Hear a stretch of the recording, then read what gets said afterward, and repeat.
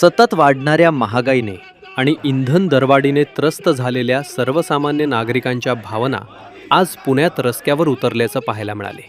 Petrol आणि डिझेलच्या दरात अवघ्या 10 दिवसात चौथ्यांदा वाढ झाल्याच्या निषेधार्थ काँग्रेस पक्षाने जिल्हाधिकारी कार्यालयाबाहेर जोरदार आंदोलन केले. यावेळी काँग्रेसच्या कार्यकर्त्यांनी केंद्र सरकार विरोधात घोषणाबाजी करत इंधन दरवाढ तात्काळ मागे घेण्याची मागणी केली. पेट्रोल डिझेल दरवाढ मागे घ्या, महागाई कमी करा, केंद्र सरकारचा निषेध असो, अशा घोषणांनी परिसर दणाणून गेला.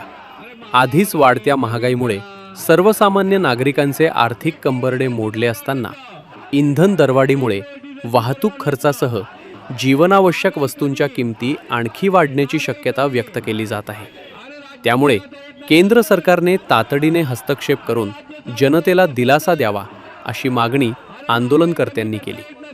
या आंदोलनात काँग्रेसचे पदाधिकारी, कार्यकर्ते आणि नागरिक मोठ्या संख्येने सहभागी झाले होते. आज पुणे शहर काँग्रेसच्या वतीने जिल्हाधिकारी कार्यालयासमोर आंदोलन घेण्यात आलेलं आहे. मागच्या 10 दिवसामध्ये तब्बल चौथ्यांदा पेट्रोल आणि डिझेलची दरवाढ झालेली आहे आणि दरवाढ एकूणच सर्वसामान्य नागरिकांचं कंबरडं मोडणारं आहे. या सगळ्या परिस्थितीमध्ये नरेंद्र मोदी मात्र सगळीकडे परदेश वाऱ्या करतायत.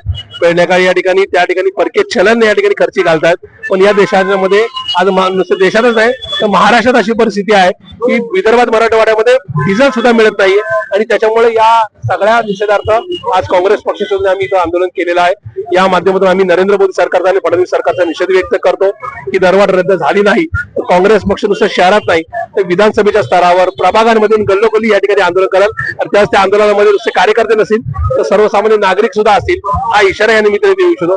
आज आम्ही या आंदोलनामध्ये गाढवा आणली, कारण की पूर्वी गाढवांवर व्यापार व्हायचा, गाड्या परवडत नसायच्या. आता तीच परिस्थिती नरेंद्र मोदींमुळे आलेली.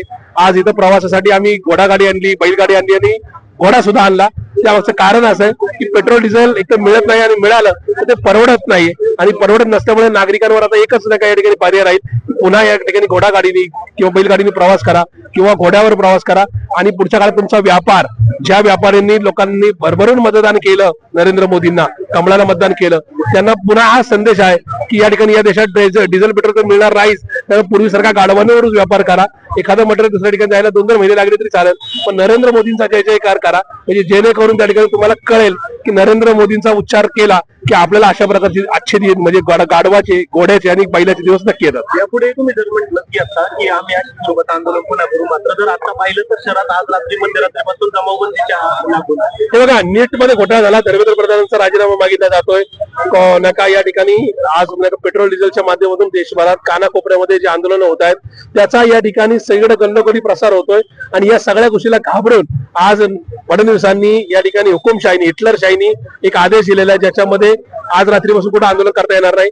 पण मी या ठिकाणी क्लिअर सांगतो, आमचे ज्येष्ठ नेते मोहनदादा आहेत, आमचे दीप्तीताई चौधरी आहेत, आमचे चंद्रशेठजी कदम आहेत, आम्ही क्लिअर सांगतो इथून पुढच्या काळात कुठेही काही चुकीचं होत असेल तर काँग्रेस पक्ष आंदोलन करेल. काँग्रेस पक्षाने या देशाला स्वातंत्र्य मिळवून दिलंय, प्लस लाखो लोकांना स्वातंत्र्यवीरांना तुरुंगात टाकण्यात आलं. आम्ही असल्या गुन्ह्यांना, खर्चाला घाबरत आहे. जो होगा देखा जाएगा.